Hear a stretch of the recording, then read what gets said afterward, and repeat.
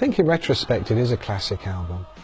U2 would go on to make better albums over time, but it was a very significant album for them. In terms of U2's oeuvre, it's definitely up there. And I think, however grudging you might be to acknowledge U2 as a force to be reckoned with, I think War is proof that they really were.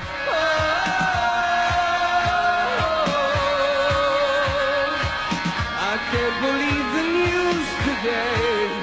Why the War album is important is because in it Bono shakes off the the young, the children, adolescent thing.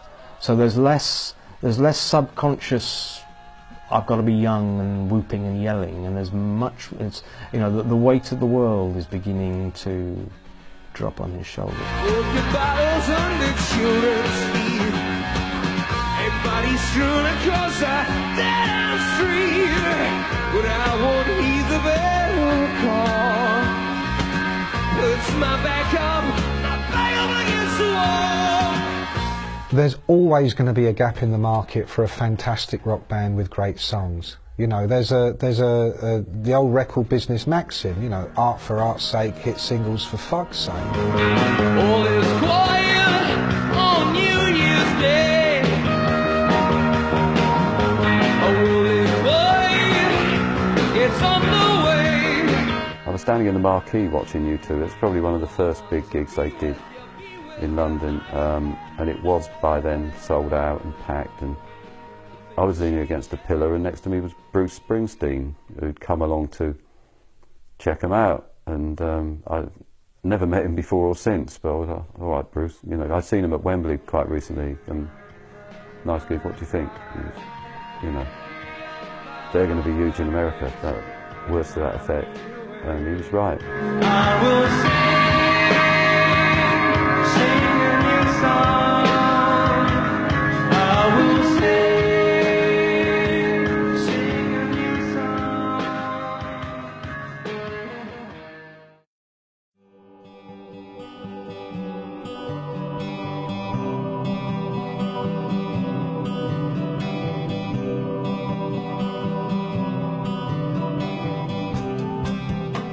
I first came across U2 in 1979, I think. I was working at CBS Records as an A&R department, that's now Sony Records. And Paul McGuinness used to come to London on a regular basis with a suitcase full of tapes of all sorts of songs and bands and stuff from Dublin, trying to get deals on them. And he used to come and see me. Came to see me a couple of times, and each time he came, one of the tapes he'd pull out would be of this new group that he'd got, this new teenage group he'd got, who he said were doing great things in Ireland, and they won a CBS Ireland talent competition, and he told me about that, and the photographs looked good, and I said I'd go over and see them play in Dublin. There's a picture book with coloured photographs. There's a comic strip that makes me laugh. Sometimes a hero takes me, sometimes I don't want to know. Hello, hello, stories for boys, stories for boys, stories for boys. Bono was fantastic. We saw them in a little club where half their audience couldn't get in because there was an age restriction. So the place was only half full, and Paul McGuinness was most apologetic about this. So anyway, they came on, and as a band they were a fairly ordinary new wave post-punk band. They weren't special as a group, but Bono was absolutely mesmerising. He had loads of stagecraft. He had lots of presence, and then he was jumping and running all over the stage.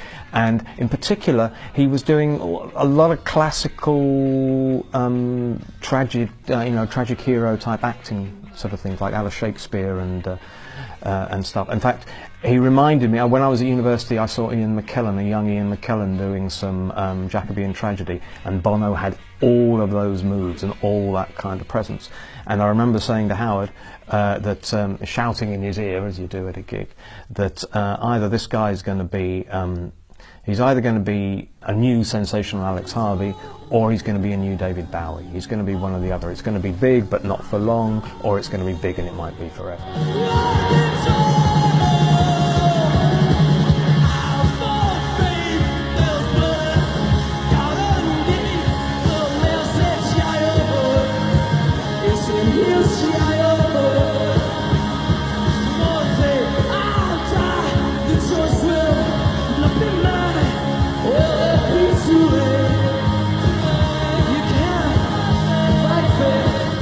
During my time at Zigzag, I built up a good relationship with the Island Records press office. Rob Partridge was always fixing me up with interviews, and one day he told me I could do this interview with Bob Marley that I'd been plugging away for a long time.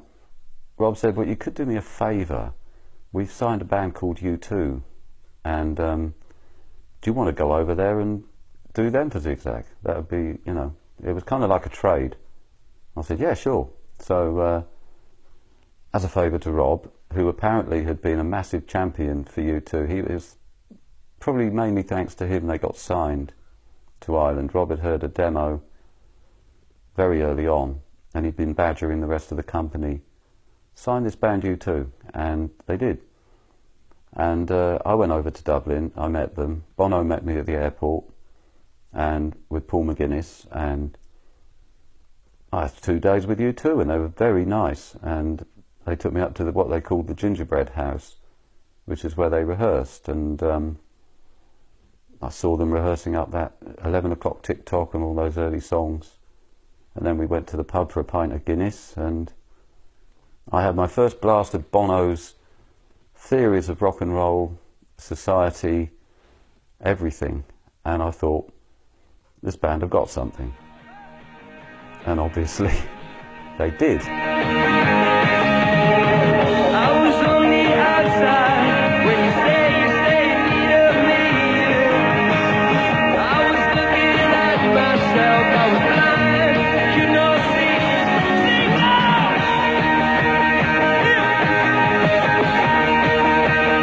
I'm certain that I discerned something special about them. They had a different take, you know, and they sort of had a different philosophy about it all. You know, they were staunchly what the, you know, 2-3 years after the event, they were bought into the punk thing, but somehow or other for all the idealistic reasons. You know, they were definitely they were anti-drugs, they were anti-posing, they were.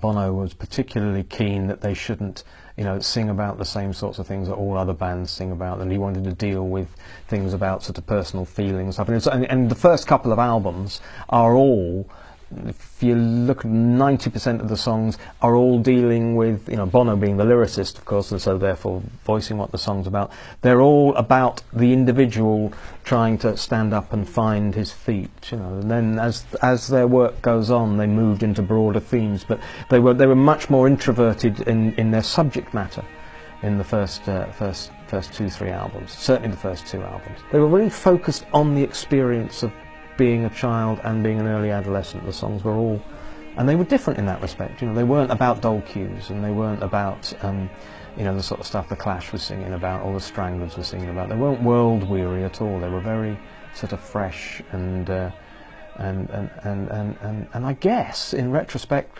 spiritual, you know, which is something obviously they developed later on. But that sort of feeling was in there, you know, from the beginning. Your eyes make a circle, and I see you when I go in there. Yeah, but it's your eyes, but it's your eyes, your eyes.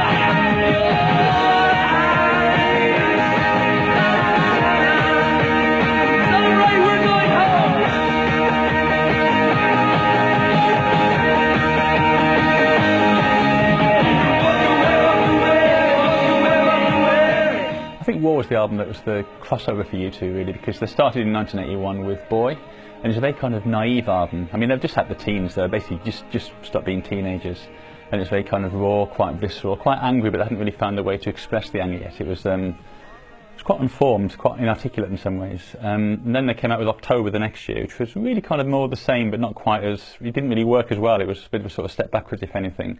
So with War was the first time they really sounded quite coherent and had a message, had something to say, and seemed capable of putting it across in a convincing fashion. U2 were in trouble at that time, very much so. They were hugely, they went into making the album hugely in debt to Ireland.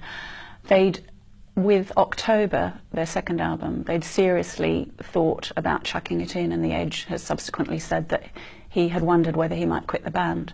So that was a real problem. They were undecided. It was a really kind of stressful time for them. So the fact that they came out with such a forceful statement, and really their first great record, is quite a testament to their talent, I think, and to the, you know, their strength as individuals and as a band. War got to #1 really on the strength of the hardcore fan base that they built up over the previous 2 albums and the tours that they'd undertaken. They had an incredibly loyal following at that point, and that following was enough to take the album to #1, where it actually displaced Michael Jackson's Thriller, which in itself is some kind of statement.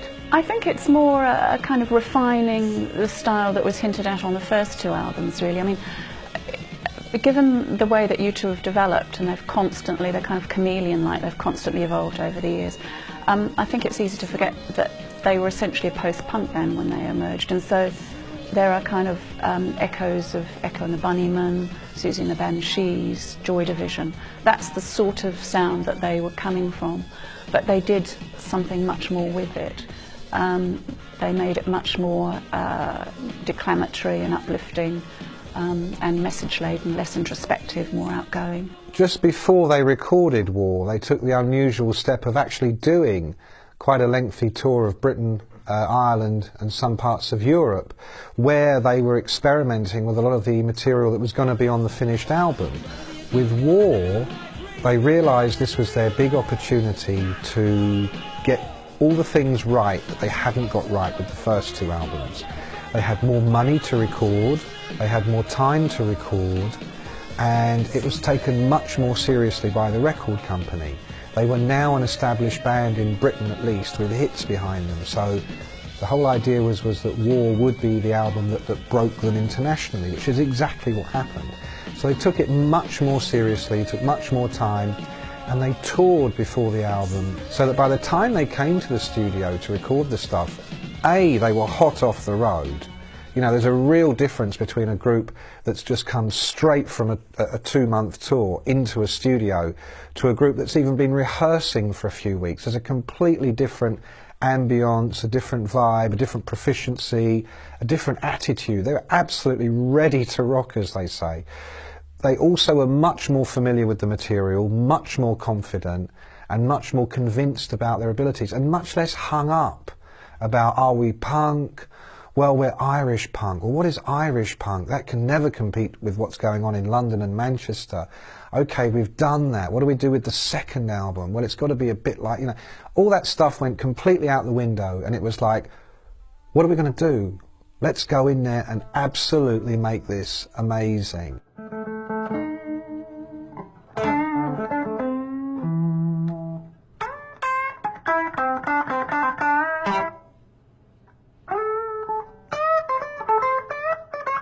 Well, actually, The Edge went into studios in Dublin by himself because the rest of the band were on holiday. Bono was on his honeymoon in the Bahamas, and The Edge went into Winmore Lane Studios in Dublin with a 4-track and started messing around by himself. And it was actually him who came up. He roughed out the first shapes for New Year's Day by himself, for example. And even wrote the first lyric, although that was subsequently dumped. But it came out of, essentially it came out of The Edge's sort of preparatory work.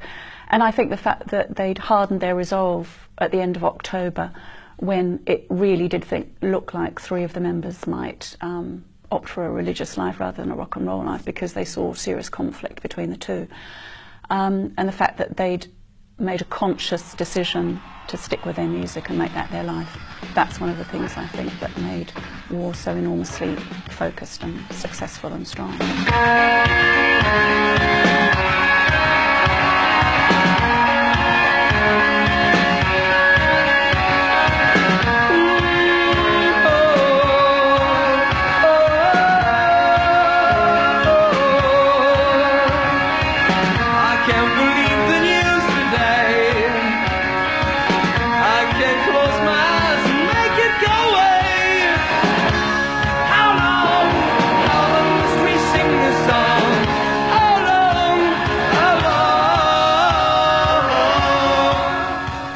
There were two Bloody Sundays. There was the Bloody Sunday in 1920 and a Bloody Sunday in 1972 in both Northern and Southern Ireland. Both of those events involved the killing of a dozen or more innocent civilians by armed forces. They were horrific events, and they've scarred the Irish psyche, both of them. U2 did not address either of these Bloody Sundays directly, but they knew what the phrase meant. They knew what a loaded expression Bloody Sunday is in Ireland, but they deliberately took it away from the specifics and into a general condemnation of sectarian violence, the unrelenting cycle of sectarian violence that has dragged Ireland down for so long. They addressed this in quite an aggressive manner.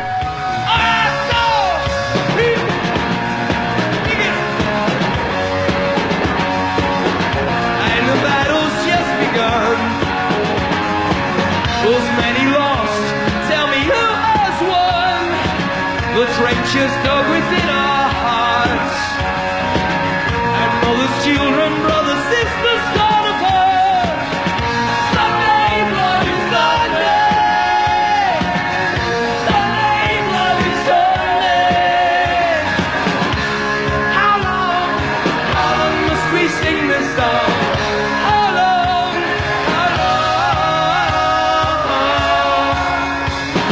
tonight? Sunday Bloody Sunday is an extraordinarily bold, almost provocative opening statement. I mean, it's overtly political. It's not in any way suggestive.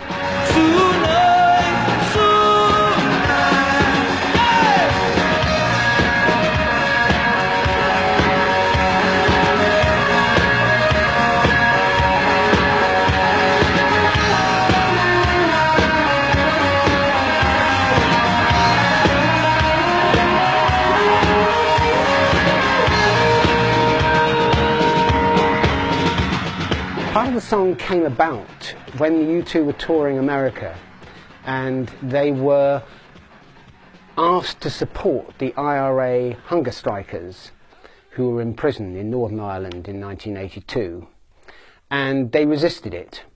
And I think that was a catalyst for them to think, well, if we're not going to show solidarity with one side or the other, because we don't believe we should show solidarity with something. And what they decided to show solidarity with was the people of Northern Ireland, those who had suffered this unrelenting cycle of sectarian violence.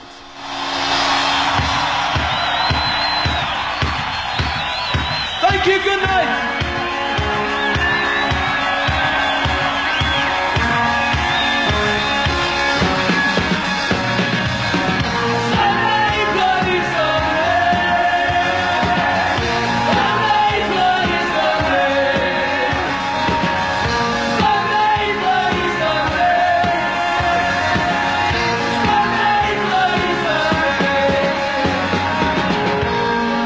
If you went to see U2 in 1983 on the War tour, you probably saw the most exciting young rock band in the world at that point. Unlike all of their contemporaries from those days, none of whom were very good live. You know, Culture Club made some wonderful records, but were absolutely piss poor live. Same with Duran Duran. You know, they had a lot of girls in the audience, young teenage girls who screamed at everything they did, and they were very fabulous concerts.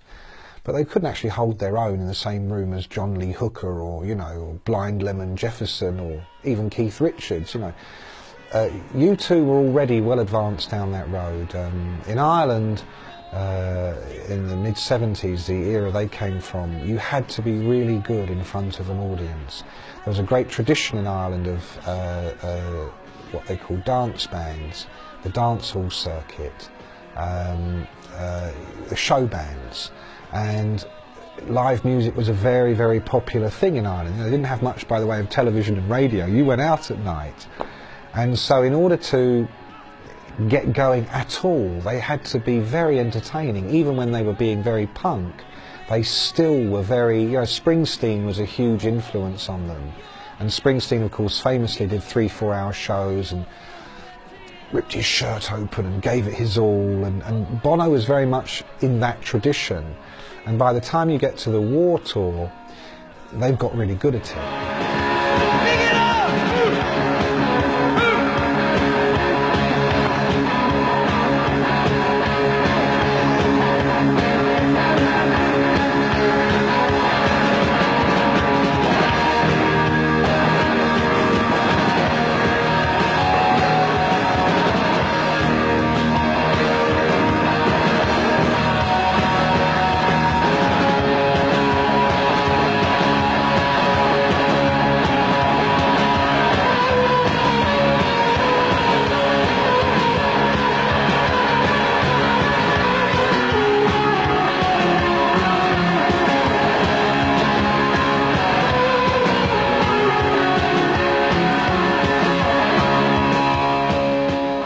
The reason they got to America so quickly was because they signed to Island Records, and Island had a licensing deal with Atlantic, and Atlantic always made sure that they did right by Chris Blackwell's Island signings, because in the past he delivered them up so much good stuff that if he said it was good, they'd give it a crack.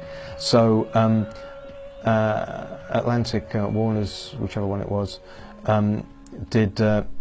took the band out there to the US really quickly, and then Bono worked it, and he was climbing all over the rafters in clubs and stuff, and basically he got known for giving 110% as a stage performer, and that was part of the work ethic thing, you know, coming out in almost in physical language.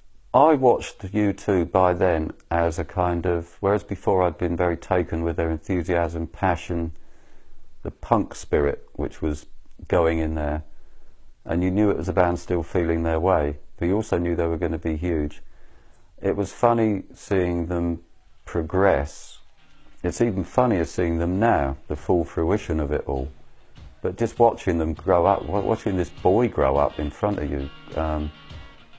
What main thing is watching the rhythm section get a lot tighter. Larry and Adam, you know, I think they're underrated. They were starting to get quite funky.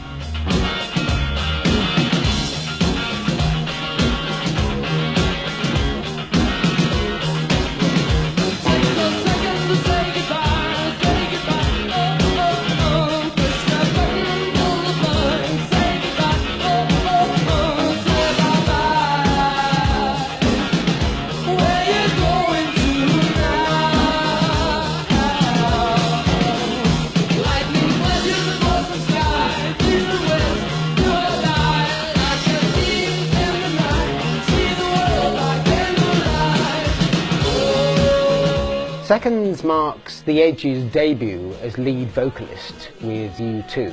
The song is an anti-nuclear song, and the line, "where they dance the bomb away," actually refers to another band that was on U2's label, Island, in New York, called Trouble Funk, who had a song called Drop the Bomb. And that's where the idea for it came, and U2 took it and embellished their own ideas on it. It could be argued that it's quite naive, and it is, you know, explicitly about nuclear war. But I guess, given this current, more increasingly precarious state of the world, its message is as relevant now as it ever was, or would have been in 1956, for example. For an anti-nuclear song, Seconds is pretty upbeat. I mean, it's almost like you can boogie along to the apocalypse at times. Take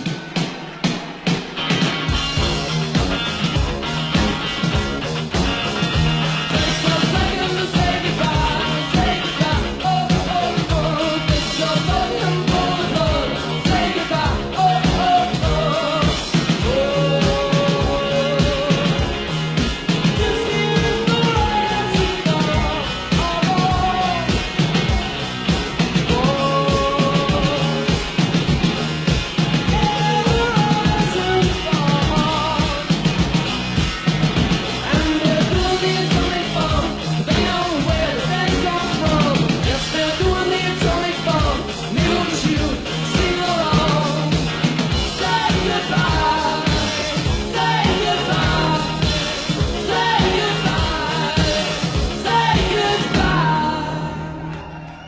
there was a definite seriousness that worked very much in their favour, and although subsequently, I think, subsequent to war, U2 perhaps came to be considered to be a little too po-faced and a little too intense, a little too serious. If you go back and look at the interviews Bono gave at the time, his whole thing at that point was trying to very much draw a line between where, you know, Bananarama and Fun Boy 3 and Duran Duran and that whole early 80s pop phenomenon stood. No guitars, no real drums.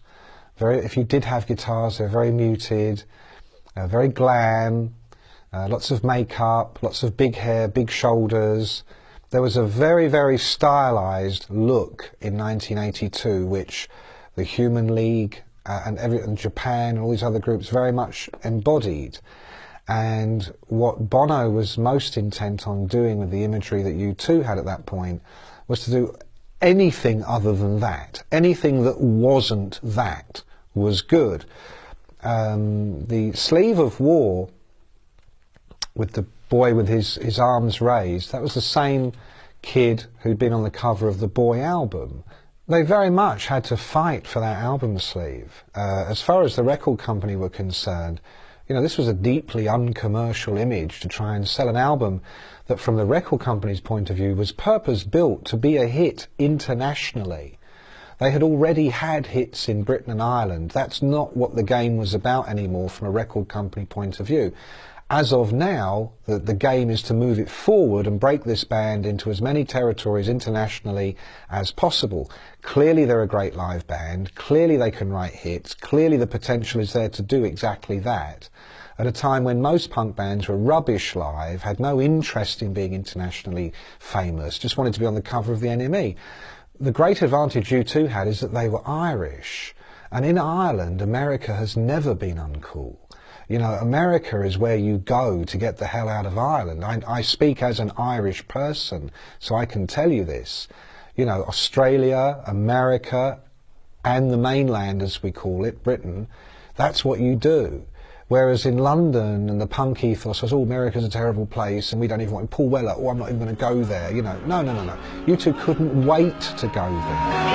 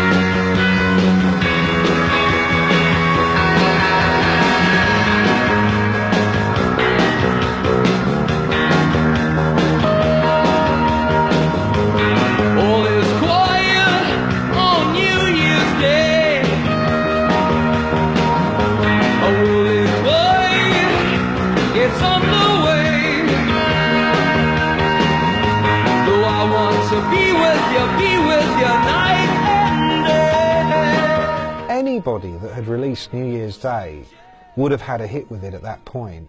And more importantly, anybody that hadn't been that terribly interested in U2 up until that point suddenly had to say, I really like that track New Year's Day. That's a great track, regardless of who recorded it.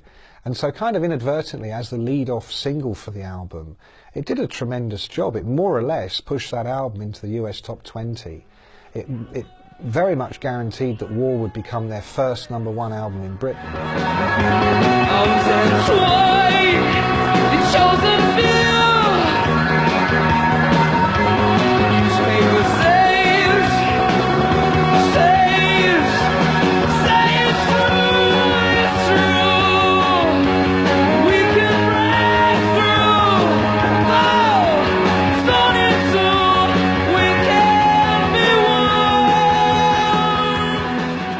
I think it's the best track. I mean, it's a fantastic song. It was obviously the lead single off that album. And I just think the Edge's guitar sounds wonderful. I mean, it can be forgotten just how good a guitar player the Edge is. I think if you took Edge out of U2, what you'd have basically is a pretty bog standard rock band with a vocalist trying really hard to tackle big issues, and we all know how wary and that kind of thing can be. It's the edge of guitar that really lifts you to a much higher level, I think, personally.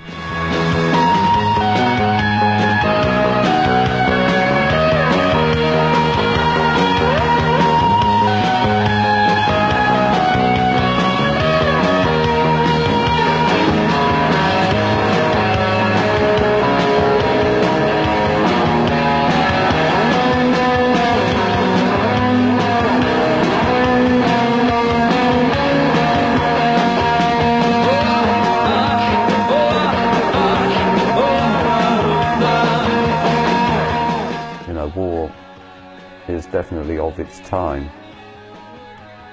but if you listen to the playing on New Year's Day, it's not just about that, you know, big widescreen Bono chorus. It's about those bass riffs going on underneath and that little bit of guitar that curls up. You know, they're very attention to detail. I think that Steve Lillywhite was a very good producer.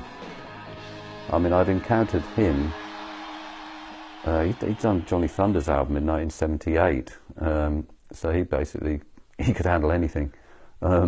He'd also done Susie and the Banshees, so he'd managed to get them a really good studio sound, which they had problems with sometimes. What you can hear when you listen to War is that the band has made 2 albums.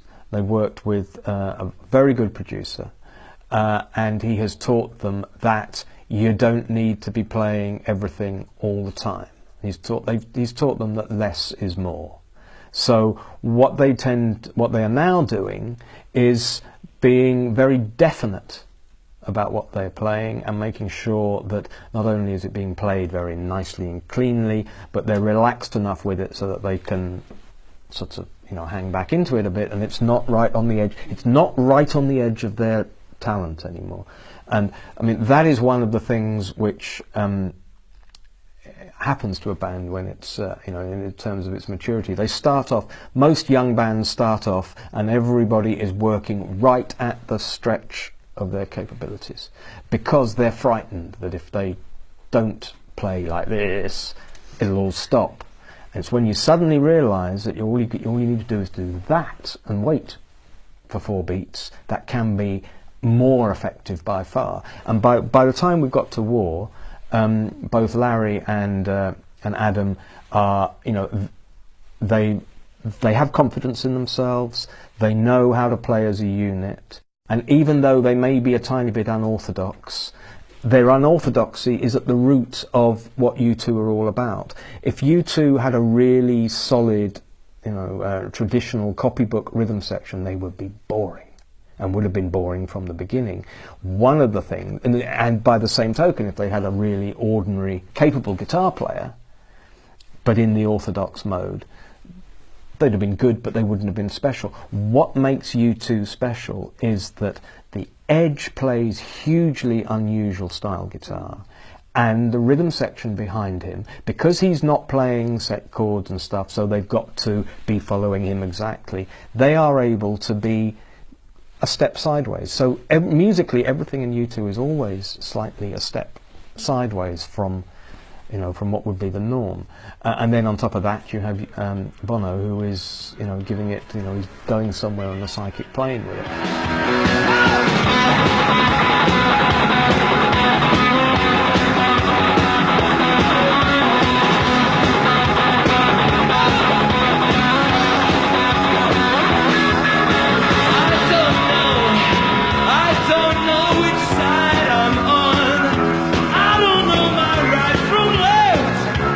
Two Hearts Beat as One is certainly a lighter moment on the album.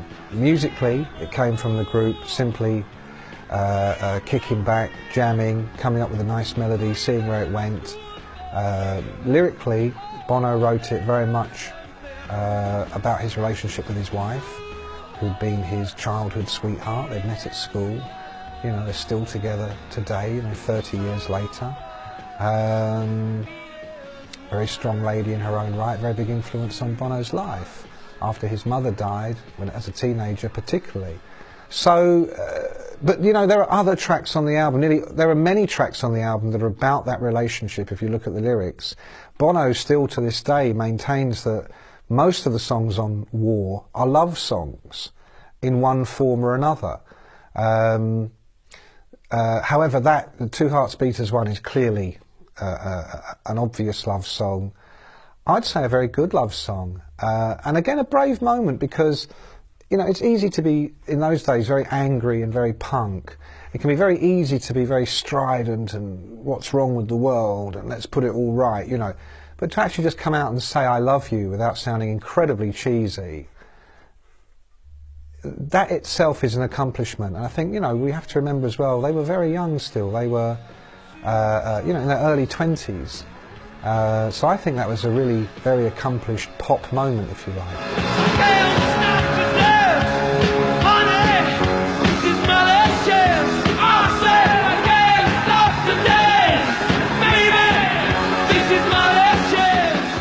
The Edge actually tops it off. He puts some really nice Technicolor flashes of guitar above the rhythms that really carries the song along. But I guess maybe in retrospect they might have slowed it down a bit. They would probably have got more out of it. Beat on black, beat on white, beat on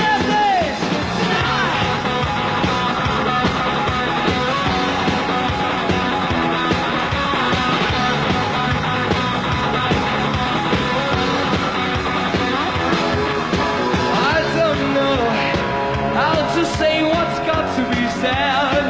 I don't know if it's black or white. There's others in red. What I find with Bono and U2 is he's often struggling to express the inexpressible, find the words to say this ultimate statement. And I think in the song he said, I can't find the words to say to you that shows how I feel, but he's really going to try, and he's breathing so hard to try and get these words across. And also there is the theory that the subtext of the song is a love between a Catholic and a Protestant. Obviously, to have this sectarian divide in Ireland was a very difficult thing to have a relationship in those days particularly. And there are lines about, is it just black and white? Some people see it as red, others see it as inflammatory. So I think even with U2's love song, there was a political undertone sometimes. The city's alight with all those lights, bright blue eyes. Oh, the city is bright.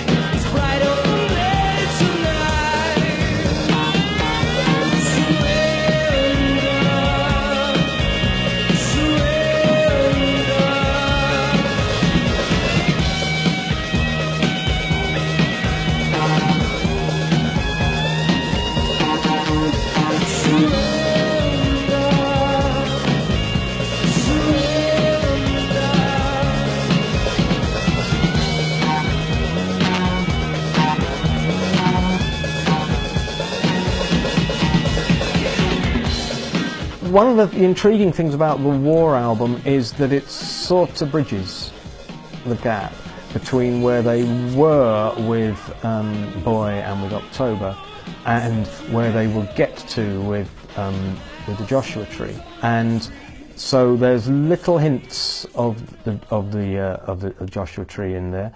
One of them is particularly in Surrender, which you listen to it now, and there's little bits of Bullet the Blue Sky all over it. There's little, you know, sort of cadences and stops and starts and dynamics and things like that. And it's just, it's Bullet the Blue Sky in waiting. It could be tonight. It won't be tomorrow. It could be tonight.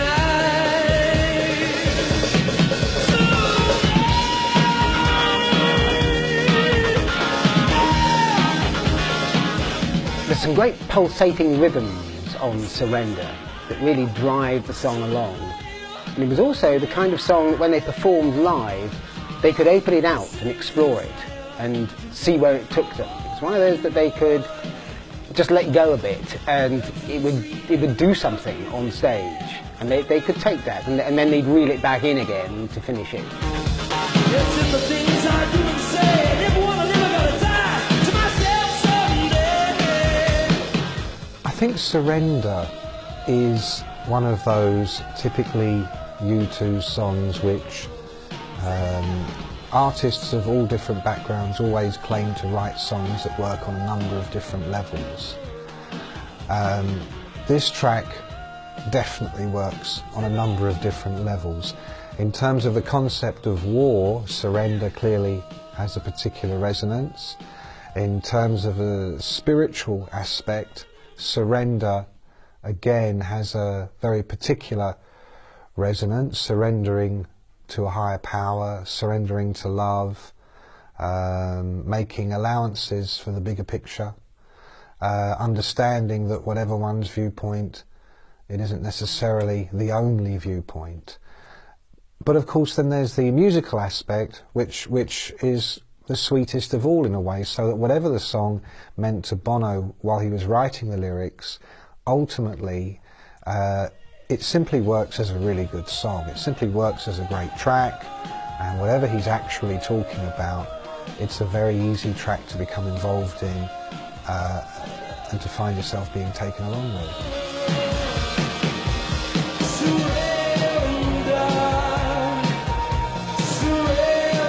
There's always going to be a gap in the market for a fantastic rock band with great songs, and U2 were able to prove, just as the Stones had, just as the Beatles had, just as all the best rock bands ever had proved, you can have great hit singles with great songs, you can do great albums that have hit singles on them, you can do fabulous tours and be incredibly successful but still be taken seriously. It's the old have your cake and eat it.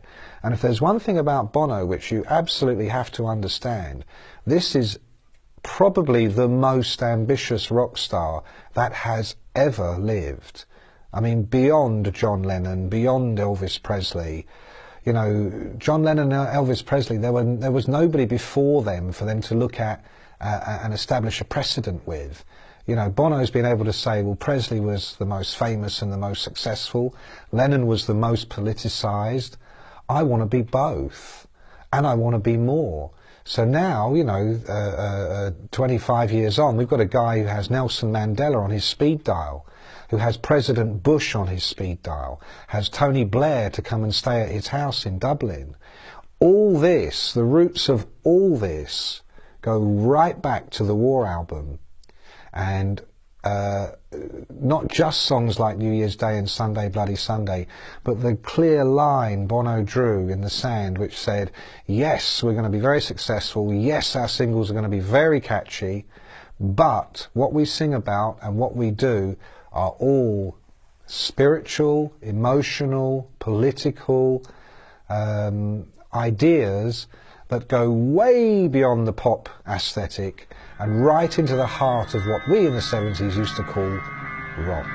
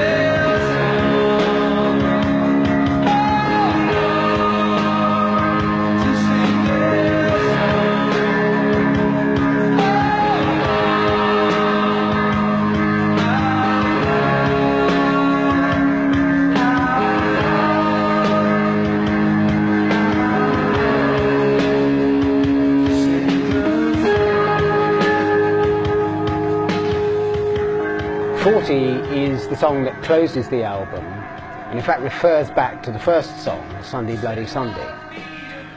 And it takes the refrain from Sunday Bloody Sunday, how long must we sing this song, and switches it slightly.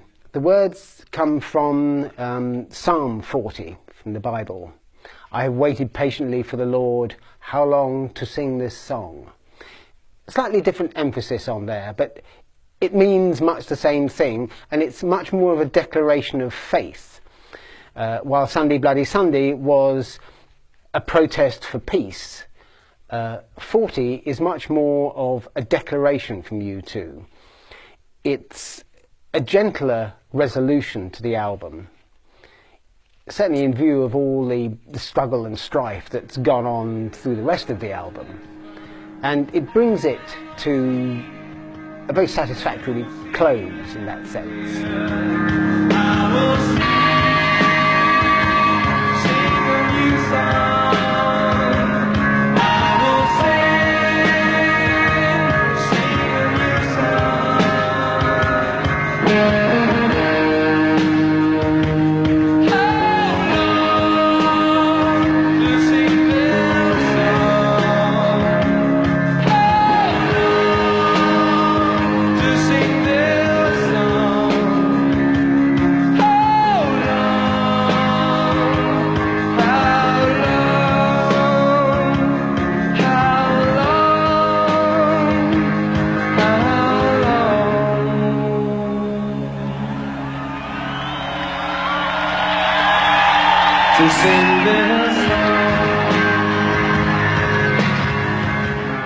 Where it became even more interesting, though, was when they began performing the song live, because at that point the very kind of chanty, building, anthemic nature of the track encouraged audiences to join in, essentially, which of course Bono then encouraged them to do.